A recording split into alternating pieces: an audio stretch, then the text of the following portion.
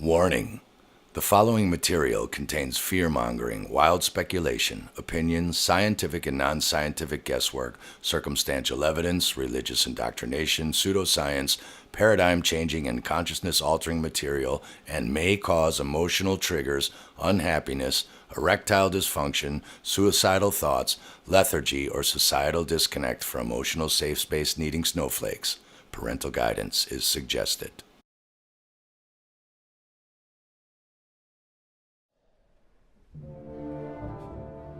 But when ye shall see the abomination of desolation spoken by Daniel the prophet, standing where it ought not, then let them that be in Judea flee to the mountains. But woe to them that are with child, and to them that give suck in those days, and pray ye that your flight be not in the winter. But in those days after the tribulation, the sun shall be darkened, and the moon shall not give her light. And the stars of heaven shall fall, and the powers that are in heaven shall be shaken. And then shall he send his angels, and shall gather together his elect from the four winds, from the uttermost part of the earth to the uttermost part of heaven.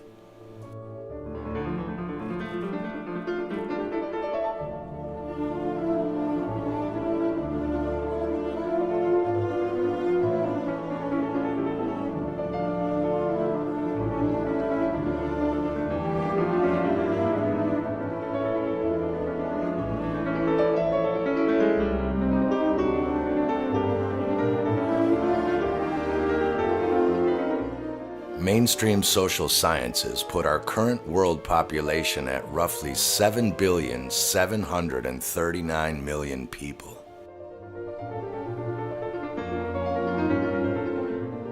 When using the United Nations conservative world average of 1.1% annual population growth and plugging that into the world population doubling rate formula, which is 70 divided by 1.1% annual growth, we get the world population doubling roughly every 63 years.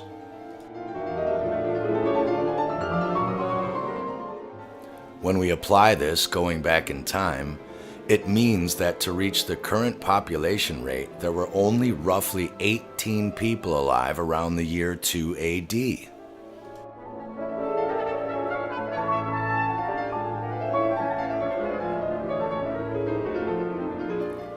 The 1582 Gregorian calendar was forced upon every culture on Earth at the penalty of death, putting the reset of our accepted timelines at exactly this time, from BC to AD. Sold as the alleged death of Jesus, the Son and Son of Man, 2 years off from the time when only 18 people should have been alive to bring us to our current population growth number. Could it be that BC actually stands for before Cataclysm, and AD actually means after destruction or after deluge?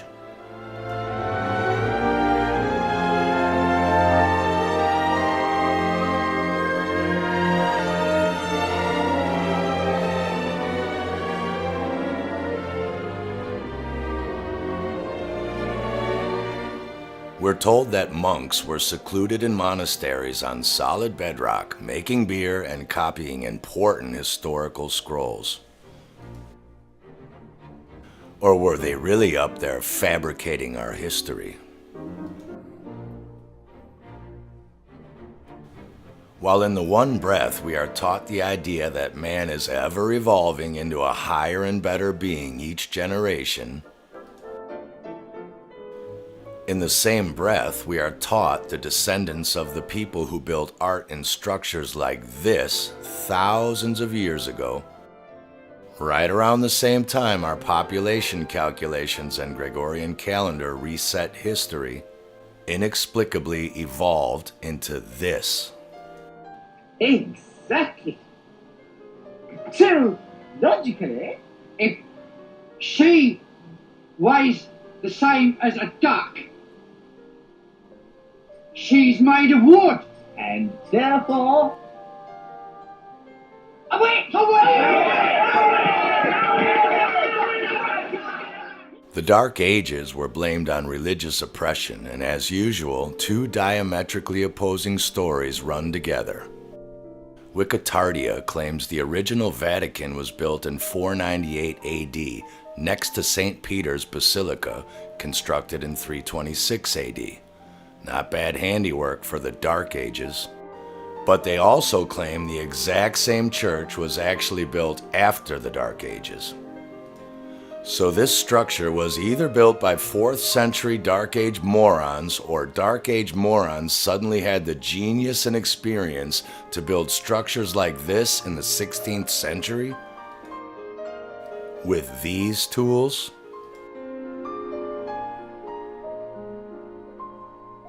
Cool story, bro.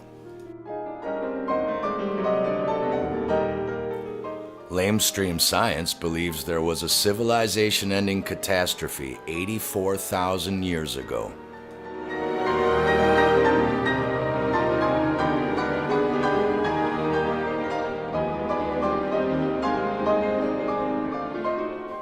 As the astrological age of Taurus, the bull, transitioned into the age of Aries, the ram or lamb of God.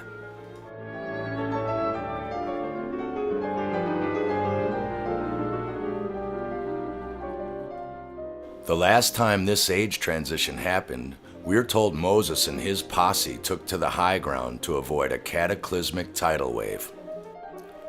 Then all wandered around lost in the aftermath for 40 years.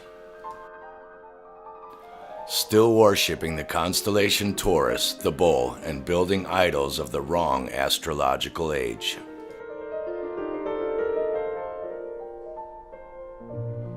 Lord, I shall give these laws unto thy people. Hear me! Oh, hear me! All pay heed! The Lord Jehovah, has given unto you these 10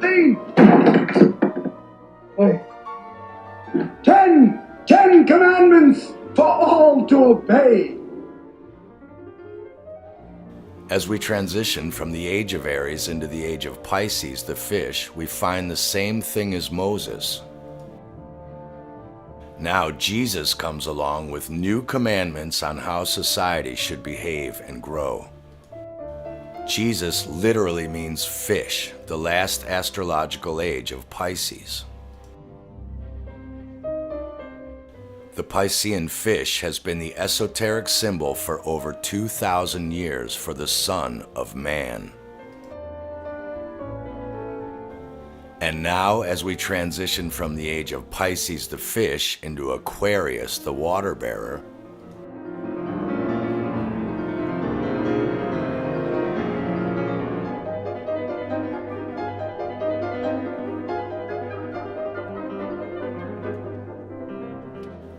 like Moses and Jesus, we get the Rosicrucians erecting the Georgia Guidestones, rules on rebuilding society after a cataclysmic reset.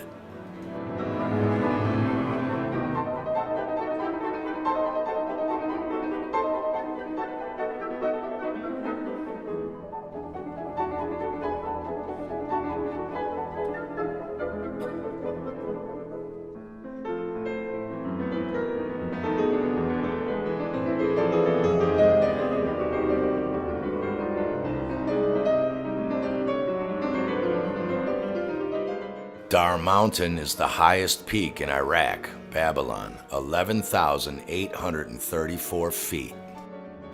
Popular artwork and a biblical mistranslation has duped many a Christian and even flat earther into believing the Babylonians attempted to build a structure with a top that reached unto heaven, trying to touch the dome or firmament.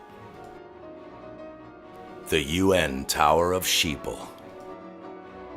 Intelligent enough to design and build a 2,400-mile-high building, but too stupid to start it at the top of a 12,000-foot mountain?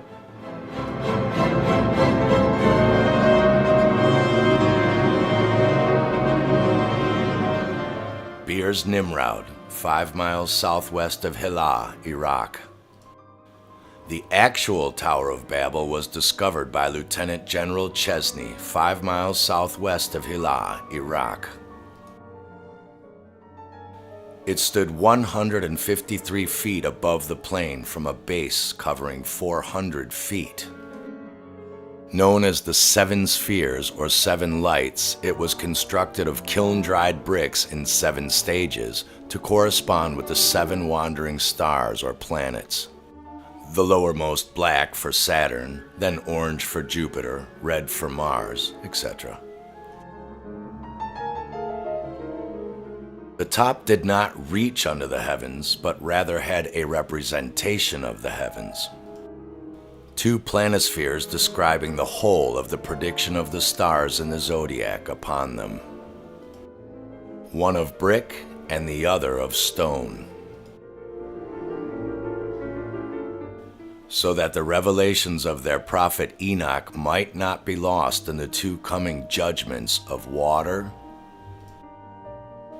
and fire. The etymology of the word cardinal means principal, chief, boss, essential, pertaining to a hinge, that on which something turns or depends, the pole of the sky.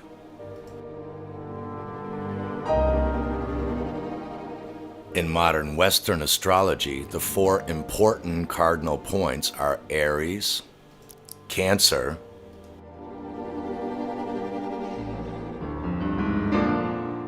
Libra, and Capricorn.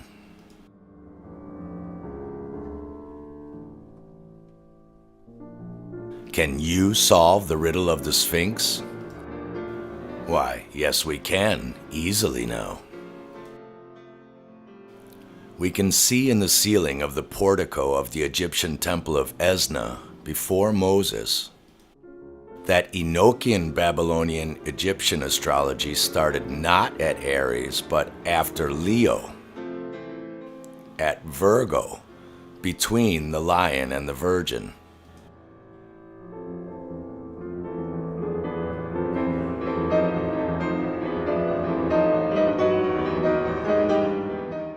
Leo the lion, Virgo the virgin. This ancient Eastern astrology puts important cardinal points between Leo and Virgo.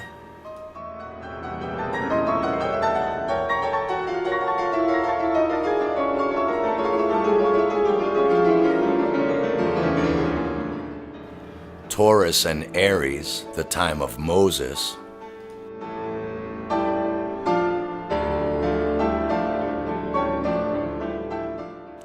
Scorpio and Sagittarius.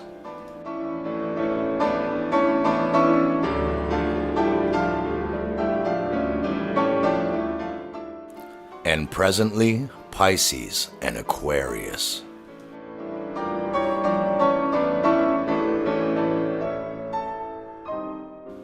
There he is, pouring water down upon the age of Pisces, the fish. He's called Hupe Tyrion, the place of him coming down or poured forth. His Hebrew and Arabic names Delhi or Delu come from ancient Hindi, Delhi, the water bucket, where we get our modern flood term deluge from. The star in the right shoulder is called Sa'ad al-Malik, which means the record of the pouring forth. The star in the other shoulder is called Sa'ad el-Sun, who goeth and returneth, or the pourer out.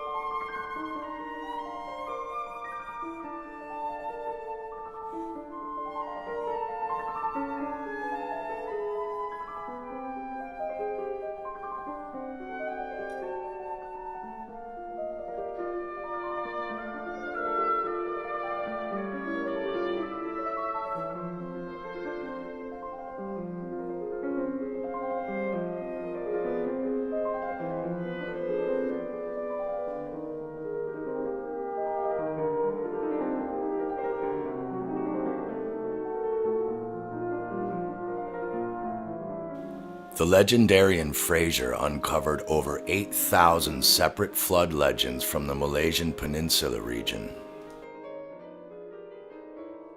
The 1587 Monte map shows an enormous island in that region called Palawan, just east of Cambodia and the Philippines.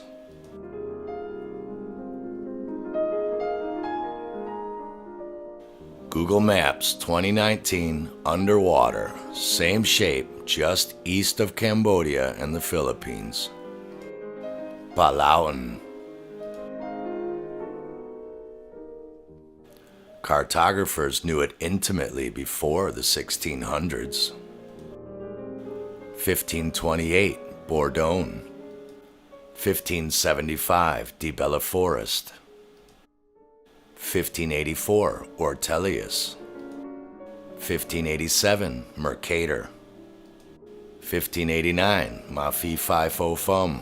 1593, De Jode. 1593, Munster. 1595, Antwerp.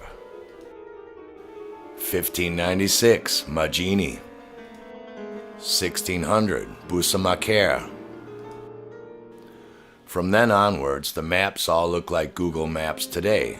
The Philippines are there, but enormous Palau is nowhere to be found. 1628, Marion.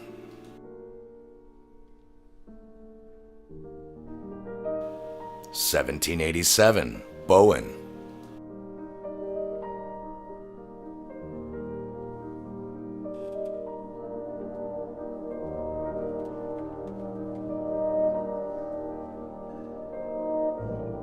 All that remains of this Cambodia-sized island we see underwater today is this tiny micro-island of Palau and the island of Guam in the Mariana micro-island chain.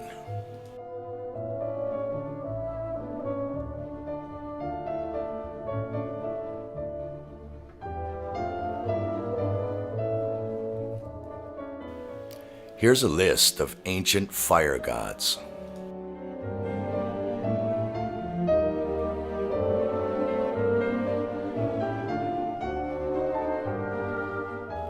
When he opened the sixth seal, I looked, and behold, there was a great earthquake, and the sun became black as sackcloth. The full moon became like blood. The sun shall be turned to darkness, and the moon to blood, before the great and awesome day of the Lord comes. Thou shalt be visited of the Lord of hosts, with thunder and with earthquake and great noise, with storm and tempest, and the flame of devouring fire. Then the Lord rained upon Sodom and upon Gomorrah, brimstone and fire from the Lord out of heaven. But the day of the Lord will come as a thief in the night, in which the heavens shall pass away with a great noise, and the elements shall melt with fervent heat, the earth also, and the works that are therein shall be burnt up. Nevertheless we, according to his promise, look for new heavens and a new earth, wherein dwelleth righteousness.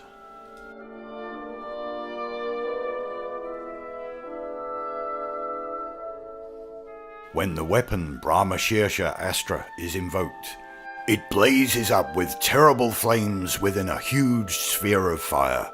Numerous peals of thunder were heard, thousands of meteors fell, and all living creatures became terrified with great dread. The entire sky seemed to be filled with noise and assumed a terrible aspect with flames of fire. The whole earth with her mountains and waters and trees trembled. Various omens appeared among the gods. Winds blew, meteors fell in thousands, thunder rolled through a cloudless sky. Drona called Arjuna and said, "Accept from this irresistible weapon called Brahmastra, but you must promise never to use it against a human foe, for if you did, it might destroy the world." At last they came to blows, and seizing their maces struck each other. They fell like falling suns. It was a single projectile, charged with all the power of the universe, an incandescent column of smoke and flame, as bright as 1,000 suns, rose in all its splendor. It was an unknown weapon, an iron thunderbolt, a gigantic messenger of death, which reduced to ashes the entire race of the Vrishnas and the Andakas.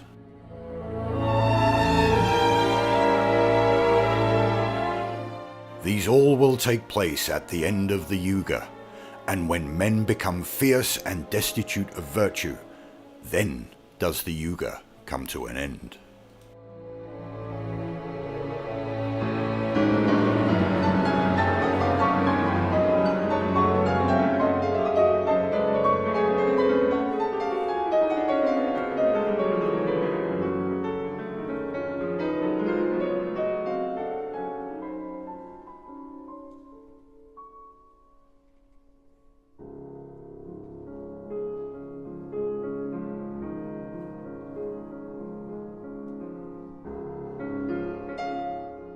And the course of the winds will be confused and agitated, and innumerable meteors will flash through the sky, foreboding evil. And then the sun will appear with 6 others of the same kind.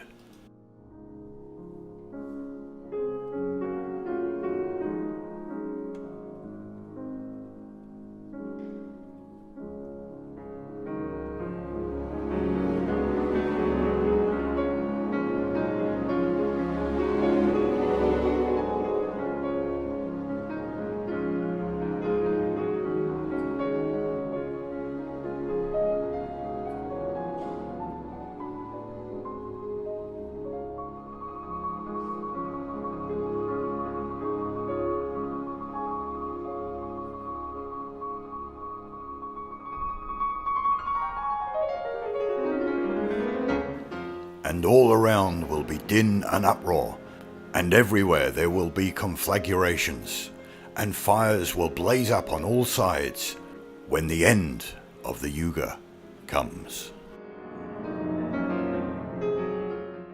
At the close of the ages it hath been decreed, the world shall be purged with fire.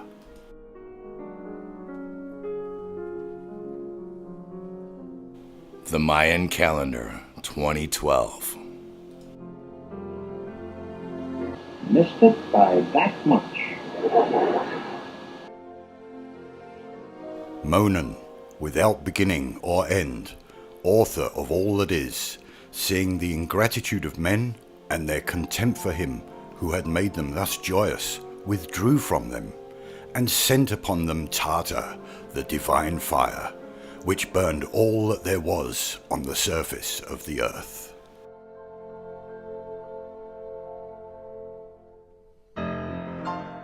Suat from the south comes with flickering flame, the sun darkens, earth in ocean sinks, fall from heaven the bright stars. Fire breath assails the all-nourishing tree, towering fire plays against heaven itself.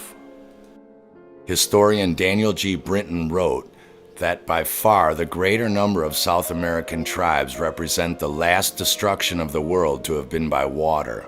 A few, however, attribute it to a general conflagration which swept over the whole earth, consuming every living thing except a few who took refuge in a deep cave.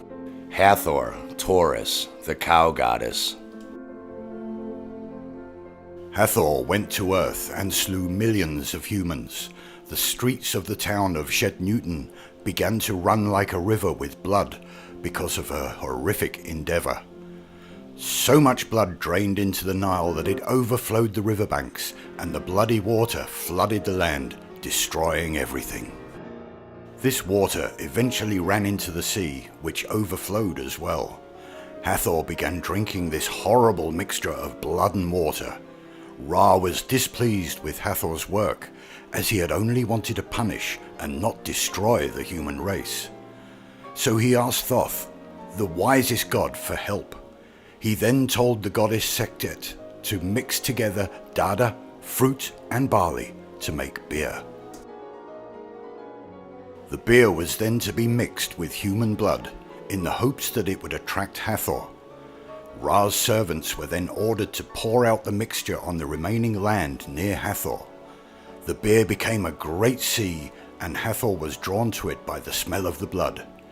She drank the beer until she was so intoxicated that she staggered off to sleep, leaving the last few humans behind. From these humans, Earth was repopulated. Ra left the upkeep of Earth to Thoth from then on, and he went off to rest on the back of the great cow of heaven. Thoth taught humans how to be civilized. The Pleiades star cluster lies in the neck of Hathor, or Taurus, the bull constellation. NASA estimates the Pleiades to be 4,180 trillion miles away, 440 light years. Yet the master builders and astronomer Egyptians had this to say about what happened in the sky during the Great Flood. They claim the flood was produced by a union of the male waters, which are above the firmament, and the female waters issuing from the earth. The upper waters rushed through the space left when God removed 2 stars out of the constellation Pleiades.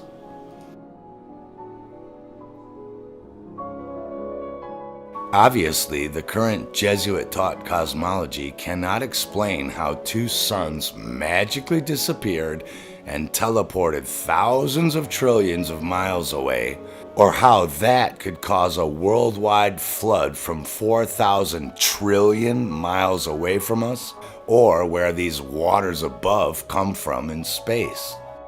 Apparently, God is going to magically teleport those 2 stars back to Ursa Major the Bear after Earth gets our new world. There were other changes among the celestial spheres during the year of the flood. All the time it lasted, the sun and the moon shed no light. All cultures on Earth describe the sun and the moon going dark for 3 days to a year during these cataclysms. The suggestion that the Earth stopped spinning doesn't hold water, as half the cultures on Earth would report seeing only sunlight for 3 days to a year, if they were facing the sun when it stopped spinning, yet no such story exists. So that kicks that theory to the floor. A more plausible mainstream theory is that major VE7 volcanic eruptions during these resets blanket the sky for 3 days to a year, so the sun and moon simply can't be seen. But this theory, too, cannot account for the many stories that Venus, Saturn, and Mars became the lights of day and night during these sun and moon blackouts. How did they see them?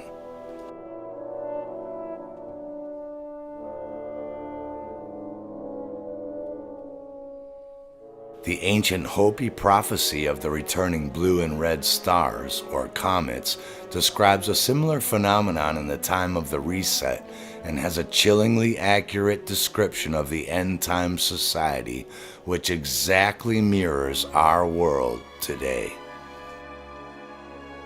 When the blue star Kachina makes its appearance in the heavens, the 5th world will emerge. This will be the day of purification. It will come when Kachina dances in the plaza, or the plasma, and removes her mask.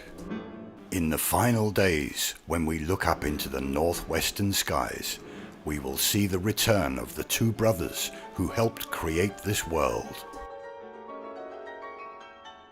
The return of the blue Kachina will be the alarm clock to tell us of the new day and the new world that is coming. That is where the changes will begin, which will start as fires that burn within us. Could this be the truther movement and great awakening we are witnessing now? Not far behind will come the red Kachina, the purifier, like Aquarius.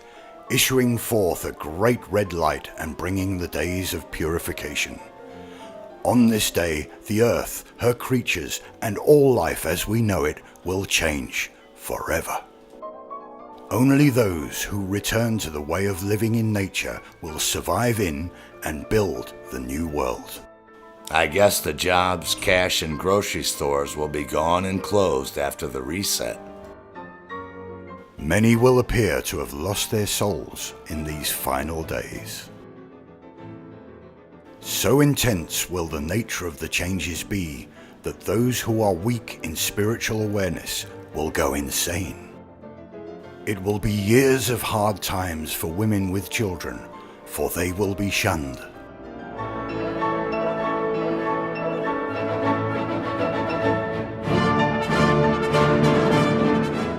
There will be those who walk as ghosts through the cities, through canyons they have constructed in their man-made mountains. Those that walk through these places will be very heavy in their walk. It will appear almost painful as they will be disconnected from their spirit and the earth. There will be confusion between sexes and children and their elders. Others will have great deformities, both in the mind and upon their bodies. Life will get very perverted, and there will be little social order in these times.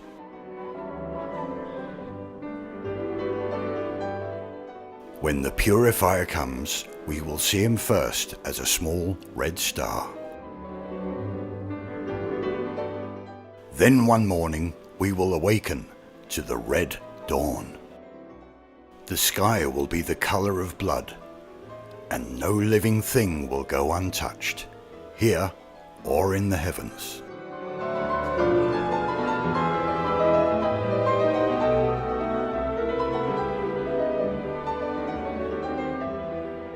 This is a process that shaped Canyonland.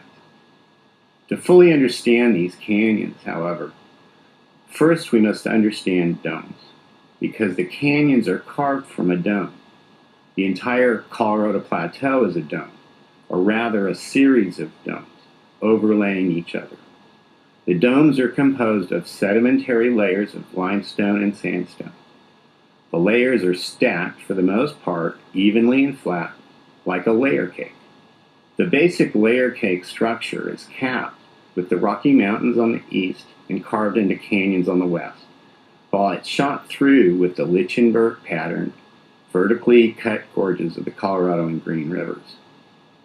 The dome structure of the plateau and the canyons carved through it is primarily the result of natural sputtering discharge process, created during an intense electrical storm, when Earth's electric field was amplified to the point the entire atmosphere was ionized.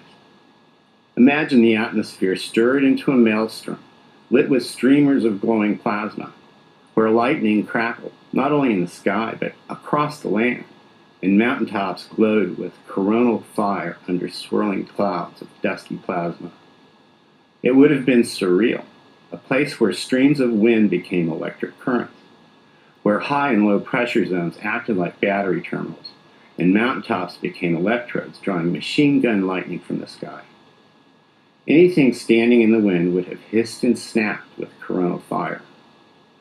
Dust in the air would have acted strange, too, as the energy of free electrons collided and overpowered weaker atomic bonds, ionizing matter, causing it to act like a ferrofluid under the influence of a magnet.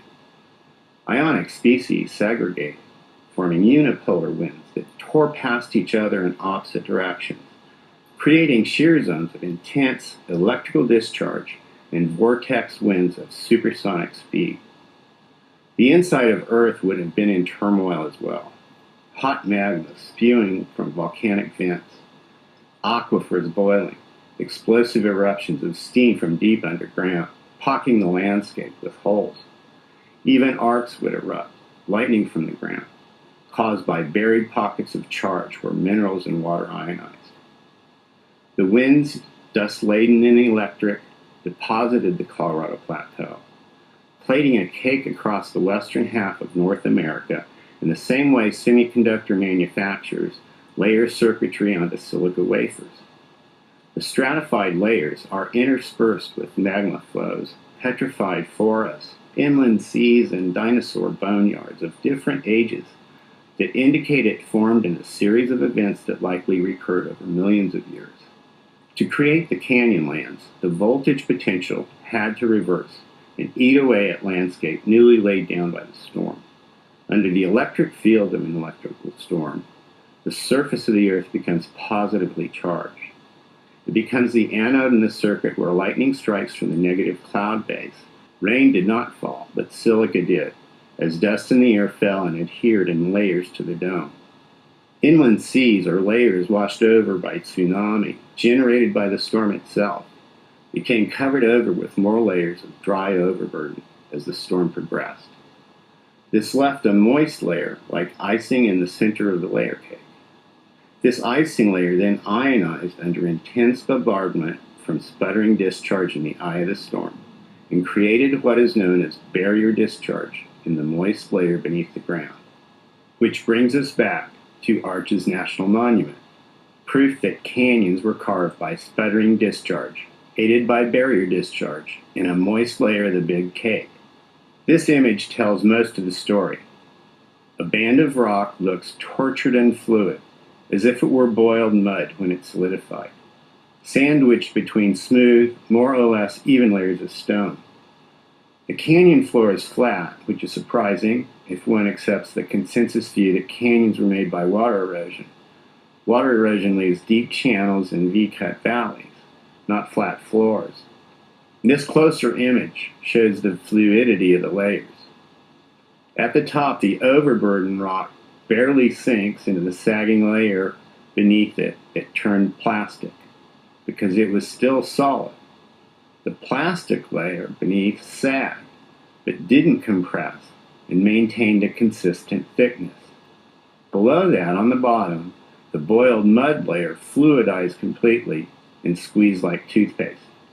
What turned this bottom layer fluid, caused it to sag beneath a solid overburden, was electric current, a barrier discharge current.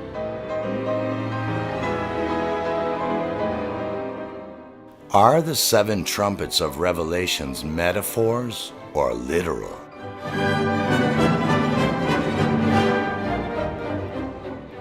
In the last decade, strange trumpet-like sounds from the sky have been reported worldwide.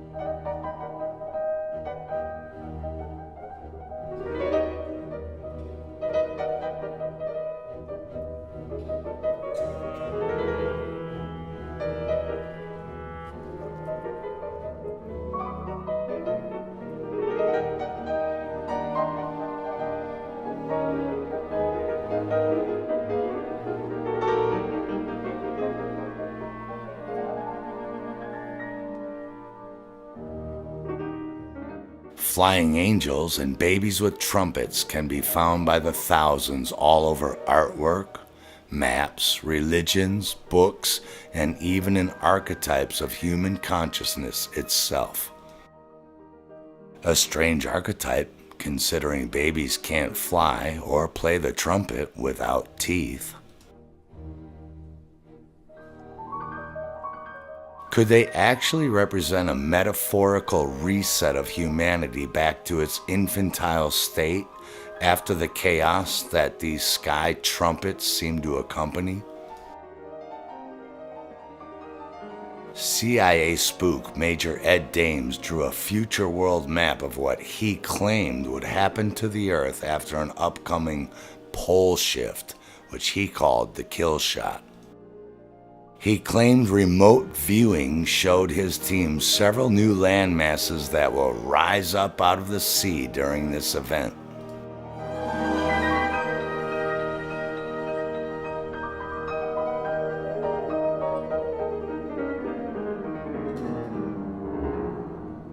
Remarkably, these are the exact three landmasses this entire film series has discussed the disappearance of, from maps before the Maunder and Dalton Grand Solar Minimums. The island of Palau between Southeast Asia and South America,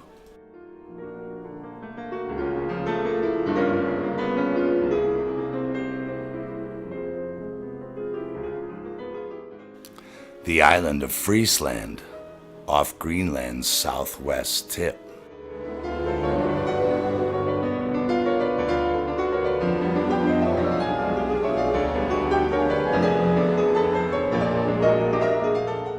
And the island of California, west of modern-day California, stretching up into Canada on the old maps.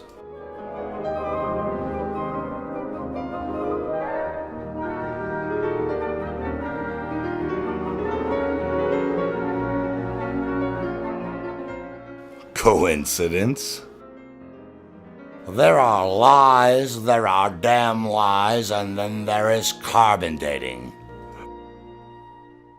Even mainstream science has now admitted that carbon dating methods are off by as much as 3,500 years, due to a plethora of variables and assumptive fallacies in the methodology.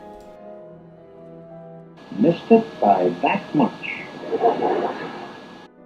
Our beloved sciences of stratigraphy, archaeology, radiology, anthropology, paleontology, and oceanography are backed up by wild, inaccurate carbon dating methods and Jesuit-taught cosmology assumptions, like this spinning spaceball. Their theory is based on the works of Hannes Elfin, this dickhead with the weird Masonic thumb handshake. He invented MHD, magnetohydrodynamic energy. A bullshit combination of bullshit, bullshit, and bullshit. We'll get more into his bullshit theories in part 6C, which will be about how these resets happen on different cosmology models and what to expect and where. But back to the carbon dating flaws and fallacy assumptions that make the mainstream version of when so unreliable.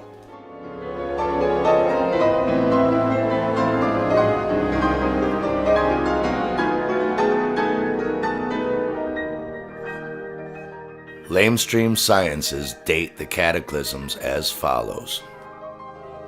6,500 years ago, the Sumerian flood of Noah, Gilgamesh, Utnapishtim.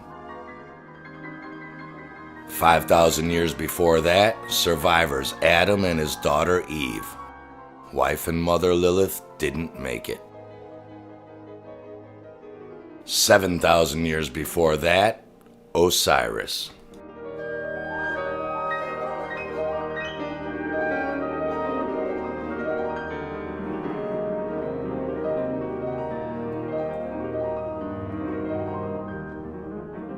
Dr. Thomas Chan theorized that the duration pattern between cataclysms was now reversing since the Adam and Eve Sudan Basin event, 14,750, 10,500, 7,000, 4,550, then back to 7,000, putting the next cataclysm roughly 30 years from 1965, right about now, to 500 years from now. Scared ya? What's their evidence? The Berescova mammoth frozen instantly in mud with food still in his mouth. The correlation of ice ages and quick extinctions the world over. The survival of primitive life in the Malay Peninsula and Galapagos. Coral reef on the floor of the Arctic Ocean. Enormous granite blocks moved from the Swiss Alps to the Jura Mountains 63 miles away, 4,000 feet above sea level. Over 8,000 flood survival legends just in the Malay Peninsula region. Quick extinction evidence from Australia's Pejark Marsh. the prevalence of jade in the Orient, evidence of a once tropical population in Siberia and Alaska wiped out in a fraction of a day, evidence of a worldwide master root language known as Naga,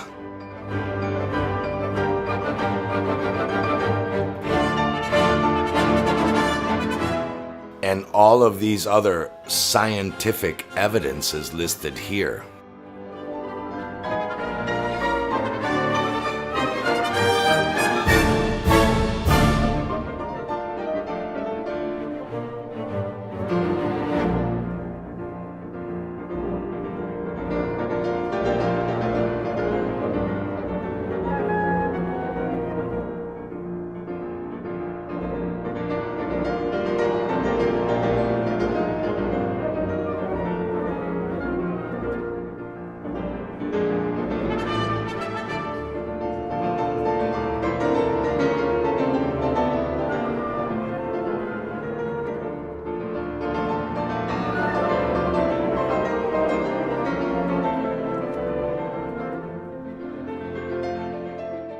Moreover, I have seen the world arise and vanish again, like a tortoise shell coming out of the infinite ocean and sinking back again.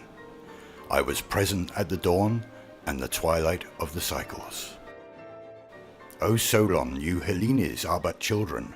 There is no old doctrine handed down among you by ancient tradition, nor any science which is hoary with age, and I will tell you the reason behind this. There have been, and will be again, many destructions of mankind arising out of many causes, the greatest having been brought about by earth fire and inundation. Whatever happened either in your country or ours, or in any other country of which we are informed, any action which is noble and great, or in any other way remarkable, which has taken place, all that has been inscribed long ago in our temple records, whereas you and other nations did not keep imperishable records. And then, after a period of time, the usual inundation visits like a pestilence and leaves only those of you who are destitute of letters and education. And thus you have to begin over again as children and know nothing of what happened in ancient times, either among us or among yourselves. As for those genealogies of yours which you have related to us, they are no better than tales of children, for in the first place you remember one deluge only, whereas there were a number of them. And in the next place there dwelt in your land, which you do not know, the fairest and noblest race of men that ever lived, of which you are but a seed or remnant. And this was not known to you, because for many generations survivors of that destruction made no record. It is plausible that the ancient texts about the Wigan Destroyer, Wormwood, Nemesis, Nibiru, and the Hopi Red Kachina are one and the same phenomenon. But are they in reality an electromagnetic atmospheric comet manifestation? When the compression and decompression cycles and conditions in our realm are perfect for ionic electrical discharge and reorganization? In Part 6C, we'll discuss how this can happen on several different Earth cosmology models.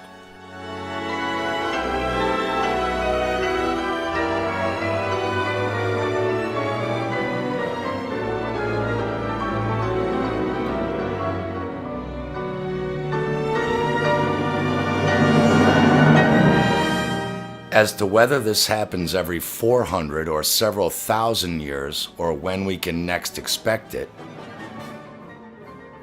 no one knows the day or the hour, not even the angels in heaven, nor the Son, but only the Father.